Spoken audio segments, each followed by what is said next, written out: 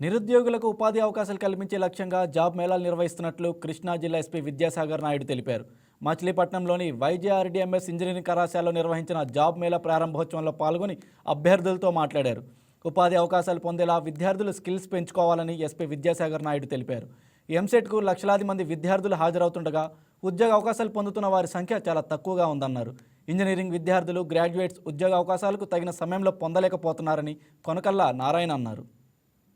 ఉద్యోగాలకు ఇంటర్వ్యూకి వెళ్ళినప్పుడు వాళ్ళు వేసే క్వశ్చన్స్ కి ఎలా సమాధానం చెప్పాలనే దాని మీద ఈ కమ్యూనికేషన్ స్కిల్స్ అనేది డెవలప్ చేసుకోవాల్సిన అవసరం ఉంది. దాన్ని మీకు ఎంపవర్మెంట్ కలిగించడం కోసమే సుజనా ఫౌండేషన్ వారు సీడ్స్ వారు కలిపి ఈ రోజున ఈ కార్యక్రమాలని నిర్వహించడం జరుగుతుంది. దీని ద్వారా ఒక్క మన కాలేజీలో చదువుకున్న స్టూడెంట్స్ కి మాత్రమే కాకుండా కృష్ణా జిల్లా వ్యాప్తంగా ఎవరైతే నిరుద్యోగులు ఉన్నారో, చదువు పూర్తి చేసుకున్నటువంటి వారు ఎవరైతే ఉన్నారో వారందరికీ కూడా ఉద్యోగ అవకాశాలు కల్పించేలాగా వాళ్ళందరినీ కూడా ఎంకరేజ్ చేయడం జరుగుతుంది. చాలా మందికి ఇక్కడే ఉద్యోగ అవకాశాలు కూడా ఇవ్వడం జరుగుతుంది.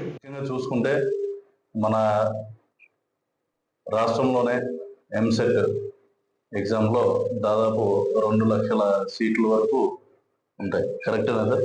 ఆ టైంలో నేను రాసినప్పుడు అయితే 2 లక్షలు ఉన్నాయి సీట్స్ అయ్యి.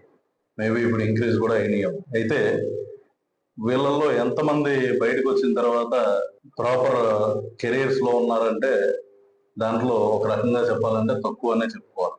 ఎందుకంటే మన సిస్టమ్ ఆఫ్ ఎడ్యుకేషన్ ఒక లెవెల్ వరకు, కాంపిటేటివ్ ఎగ్జామ్స్ వరకు మనం చాలా ఇంటెన్సివ్ గా చదువుకుంటాం. ఆ తర్వాత వచ్చేసరికి ఆ స్టైల్ ఆఫ్ లెర్నింగ్ అనేది ఇంజనీరింగ్ లోకి వచ్చిన తర్వాత స్టూడెంట్స్ అదే స్టైల్ ఆఫ్ లెర్నింగ్ కి స్టిక్ అవ్వడం.